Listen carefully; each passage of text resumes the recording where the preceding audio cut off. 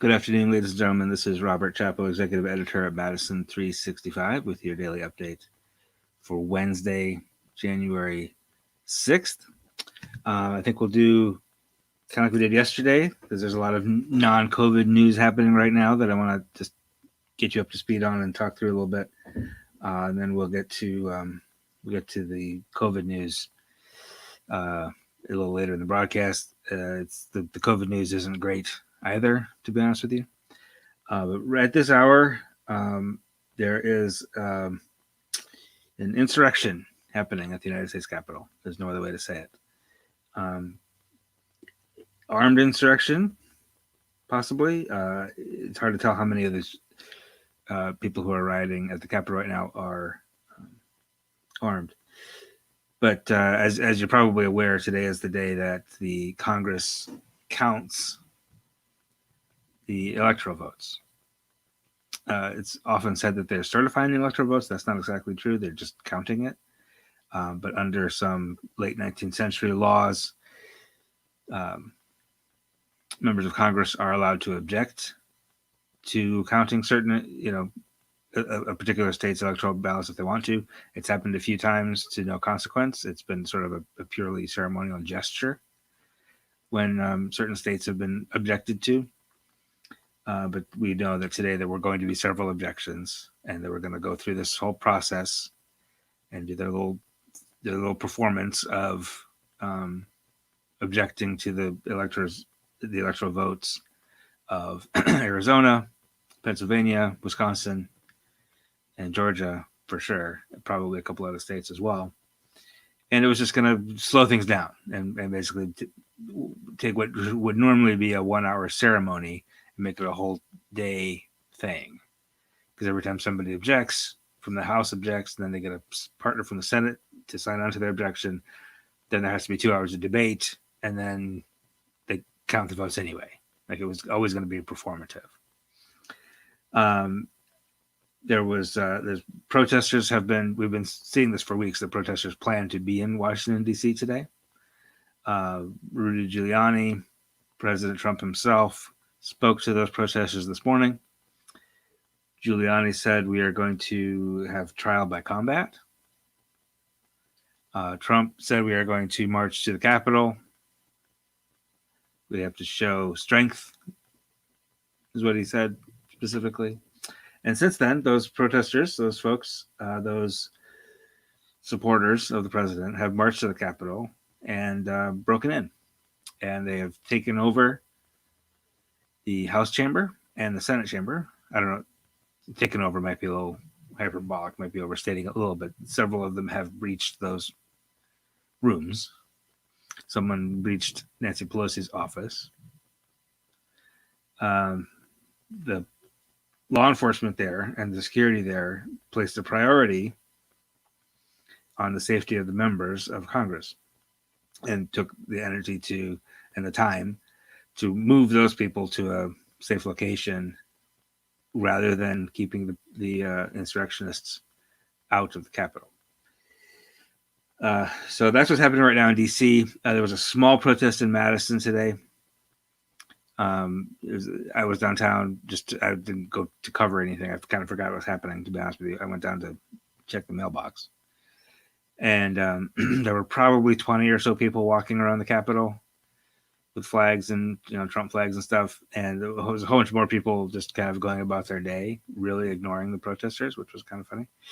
And then there was a sort of a caravan of Trump supporters over to the governor's executive residence. But that didn't come to much. But what's happening in the United States Capitol right now is, a little bit frightening, a little bit embarrassing, to be honest with you. This is in Central America or South America. You'd call this an autogolpe, which is a self-coup, an auto-coup, an attempt to keep power. The thing about a coup, though, is you have to have some sort of military force behind you for it to work. And these people don't. These are just angry, chaotic, lawless insurrectionists. There's not a particular organized rebellion or anything. And they're going to do their thing. They're going to stand up for what they stand up for. And some of them will get arrested. There has been some injury. Some police officers have been injured. One woman has been shot and is in critical condition. It's not clear whether she was shot by a police officer or by another rioter or what happened there exactly. But this is not a bloodless coup. There's been some violence, but there will certainly be some arrests. And there's lots of pictures of these folks. These people are posting pictures of themselves. So even if they're not arrested today, they will be. And we'll go about our business tomorrow. Because that's what we do, I guess. So I've got CNN. You notice I keep looking over there. I've got CNN on kind of in the background here, just in case anything else comes up that I can keep you up to date on. But a couple other things, non-COVID related, that also has the insurrectionists upset today, and that is that Reverend Raphael Warnock has defeated Republican incumbent Kelly Loeffler to become the first black senator from Georgia and the first black senator from the South. Really. There were a few representatives from the South that were black after Reconstruction, and then obviously there have been a few since then in more recent years. John Lewis, for example. But Warnock won pretty handily. He won well with his margin of victory was well outside the than what would be necessary for a recount. So it was pretty decisive, and it was called last night, which is surprising. We really thought. I mean, I stayed up late just to see because I'm a news nerd. That's what I do. But I didn't expect to call either of the races. I thought they'd be closer than they were. So the Warnock race was called last night, and it was pretty clear that John Ossoff was also going to win, but that one wasn't actually called until just recently, like just in the last 20 minutes or so. That one was called. What that means is, just in case for those who aren't following the sort of national politics, this means as of January 20th, the Democratic Party will have complete control of the legislature and the executive. Those two senators winning from Georgia, those two Democrats, make it a 50-50 split in the United States Senate. There are 50 Republicans, 48 Democrats, and 2 independents who caucus with the Democrats, which means it's an evenly split Senate, which means that the president of the Senate is the tie-breaking vote. And for all intents and purposes, is a 51st vote on the Democratic side, because the president of the Senate will be Kamala Harris.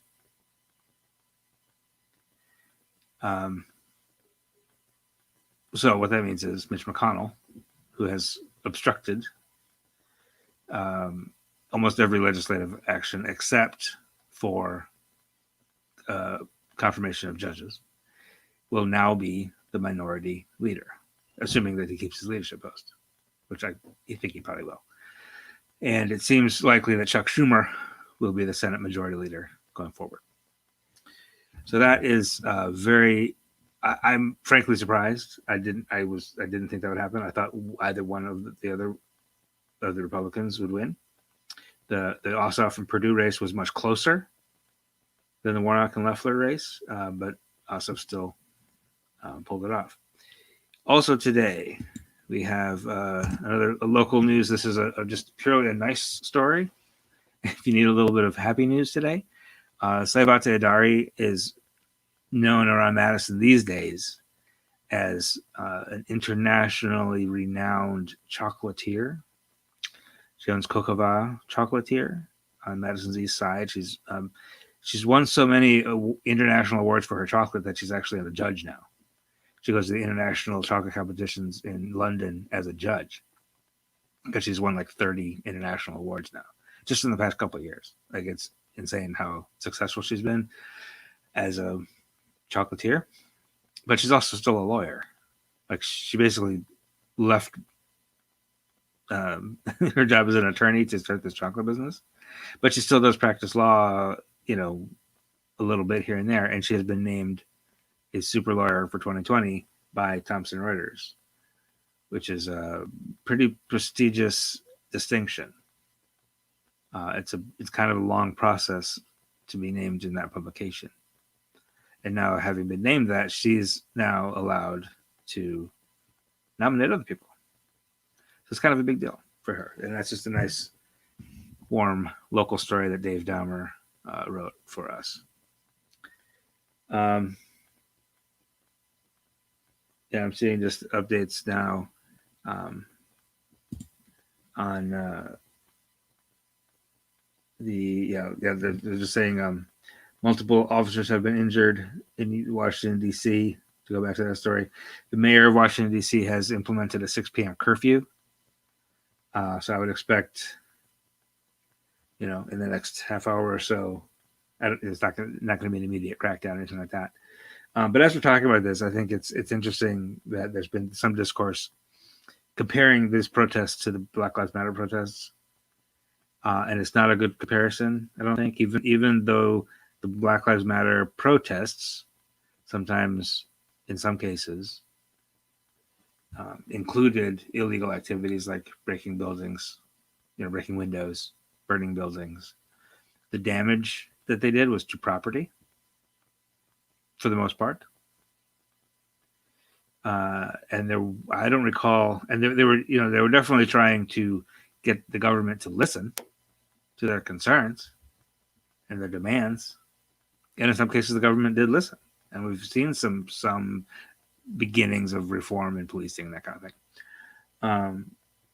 These guys in DC are striking at the heart of democracy, right? I don't think BLM protesters were actually trying to overthrow a government, right? The closest thing I recall to that is there were some kids who took over and this is not even this year, this is last year. Some kids took over a school board meeting in Madison, which, wasn't that big a deal. Yes, Margie's correct that this is also being compared to Act 10 protests at the Wisconsin Capitol. If you remember that, back in 2011, there were people who just took over the Capitol. They were like, take over the Capitol is a bit overstating it. Like, there were people in the Capitol for 24 hours a day for, a couple weeks there. But they never went into private offices. They never took over legislative chambers. They never interrupted a legislative session. And they didn't try to install a different governor. You know what I mean? Like let's be clear about what these people in Washington, D.C. are trying to do.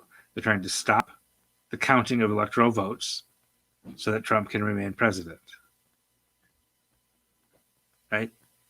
They're trying to install a president who was not elected. No other protests in the United States have done that. Have attempted to do that. And in fact, no other entity has breached the Capitol since 1814. It was the British who broke into the Capitol and burned the thing down during a war. It was an act of war. The last time the Capitol was breached like this. So again, it's doomed to fail. Like, this is not a proper coup. It's an attempted coup. We're not going to downplay it. It's insurrection. It's technically speaking terrorism. But it's going to fail. Like I said, Congress is gonna wait it out. They're gonna sweep these people up. They're gonna go away. Trump did eventually come out and say he spoke to them like children. It was very funny, and it was kind of disturbing also because Trump finally did come out and say, "Go home, guys. Like, I know you're upset. I know they stole the election from us," which is a lie. But we love you. You're so special, but it's time to go home now. That's what he said. It was very weird. I think, and Steph and I were talking about this earlier, that I think it's important that we don't hide this from our kids, right? Like our kids were watching this on CNN and we were talking to them about it. And there's an age-appropriate way to talk about it. You know your kids. You know what your kids can handle. But what we're seeing is really remarkable, and it shouldn't be forgotten. And it's okay to let your kids know that there are people who are doing something very wrong right now. Whatever your politics are, like there are lots of Republicans who are very clearly saying this is absolutely incorrect. This is absolutely not. This is absolute anarchy. This is terrorism. This is insurrection. That's not what conservatives stand for, right? And I think it's important for as a learning moment for children, who are of the appropriate age, to know what's happening and to understand that it's not normal yet. I mean, maybe this will become normal. I hope not, but we'll see. All right, so we're going to take a short break. Don't scroll away because I'm going to have some very important COVID information for you right back here in 15 seconds. Don't go away. Online learning does not have to be scary. And Madison College was there for me. We have people that are dedicated to our students' online success. We can help you with your technology. Give us the college try for 7 days. No risk, no worries. Madison College. All right. COVID today, we passed 5,000 deaths in the state of Wisconsin, which we knew we were going to. 60 more deaths today, which is fewer than I feared, to be honest with you. We had 95 yesterday, and we're still catching up on reporting from over the weekend, or not just over the weekend, yes, but also over the entire kind of holiday period. So I was really worried that we'd see more today, but 60 is a lot, but it's kind of a relief, honestly. We are now 5,039 deaths. It is my suspicion, when we'll find this out in the next couple of days as they continue to update the data, going back, that we had at least 5,000 deaths before the end of 2020. Because it's taking 4 weeks or so for a death to really make its way into the statewide data. So I'm sure that those 60 that we saw today didn't all happen in the past week, right? Now, in terms of spread, and testing and stuff, testing is starting to ramp up again. That's the good news. We do have almost 10,000 tests today, reported today, 9,974 tests, which is the most we've had in a week. No, longer than that. It's the most we've had in almost 2 weeks. December 26th was the last time we had over 10,000 tests. So that's great. I like to see that. 3,406 of those are positive. So about 34%. I remember yesterday we had 8,200 tests and 3,403 positives. Today, 10,000 tests, 3,406 positives. More tests, same number of positives. That's good. Okay, that's good. 34% positive, still too high, but lower than yesterday. Slightly concerning also, though, is the 7-day test rates, 7-day positive test rates, still going up. Not quite as much as they have been, but yesterday we were at 31.9% of people tested were testing positive. Today it's 32%, so 0.1% higher. It's still higher. We still need that to be going down. Then yesterday, 11.2% of all tests were positive in the past 7 days, which accounts for the fact that many people are tested more than once in a week. Today, that's 11.6. Again, that got down to 8.1 at one point. And it was going down. It kept going down and going down, and it was on its way to under 5, which is where we need it to be. We really need to be under 3, let's be honest. But it hit 8.1 a week and a half ago and has been going up ever since. And it is now 11.6, and that's not good at all. Hospitalizations are bouncing back upward today.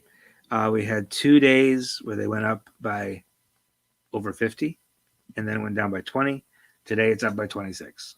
So the number itself is not terribly concerning. 1,128 currently hospitalized in the state of Wisconsin. However, it's going up, and if it goes up, if it continues to go up, it gets closer to like 2,000 where it was in November, then it's going to start to cause problems, right? So again, that was going down. I liked it when it was going down. Now the past 3 or 4 days, it's on a general upward trend again. Don't like to see that at all. So that is that's basically what I have for you. Oh, let me tell you about locations today, because everything is pretty well spread out. The 60 deaths were reported in 26 different counties. 10 of them in Racine County, 8 in Waukesha County, 4 in Walworth, and then 3 each in Ozaki, Outagamie, Milwaukee, and Kenosha. And then 2 each in Winnebago, Washburn, Sheboygan, Marinette, La Crosse, Jefferson, and Clark.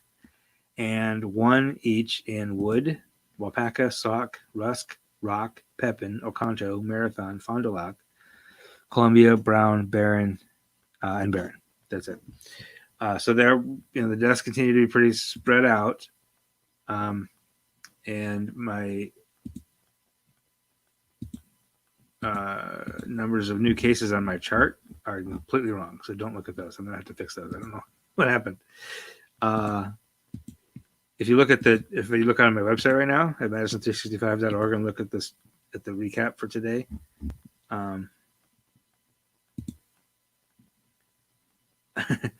it says there's 5,500 new cases in Adams County. That's not true. And I'm not sure why what happened. I think it's just a little error in my spreadsheet. Ignore that. I'll fix it. All right.